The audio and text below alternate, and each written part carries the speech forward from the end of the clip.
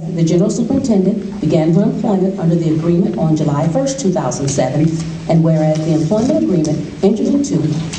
between the Board and the General Superintendent contained certain terms relative to her obligations in accordance with the duties specified within the applicable laws, board bylaws, and/or policies, and whereas the December 8th, 2008 determination found that the district failed to comply with the terms of the consent agreement by failing to submit a board-adopted deficit elimination plan or revised budget, failure of the document submitted to adhere to the prescribed deficit elimination plan format of Michigan, the revised budget reduction strategy update lacks the specific information and details required under the consent agreement. District administration submitting additional documentation after the December 3rd, 2008 deadline, other findings of fact, and whereas the board desires to formally address the General Superintendent's failure to fulfill her duties or responsibilities as set forth within the terms and conditions of her employment agreement, and whereas the board desires to formally address certain actions whereby the General Superintendent has either exhibited a failure to provide adequate leadership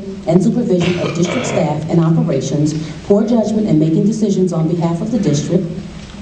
failure to assure the fiscal integrity, transparency, and financial soundness of the district's grants and finances, continuing violations of insubordinate, unprofessional, and uncooperative behavior, failure to maintain consistent communications with the board on district matters, specific actions as outlined within this resolution, and other inappropriate behavior in her performance of job duties, and now, therefore, be it resolved, the General Superintendent has demonstrated sufficient good cause for termination under the terms of her employment agreement and as prescribed by law, and be it resolved that the board hereby directs that notice of discharge for cause with a detailed statement of the reasons for the proposed termination shall be issued to Dr. Connie Calloway in accordance with her employment agreement, and be it resolved that the General Superintendent shall be placed on immediate administrative leave with pay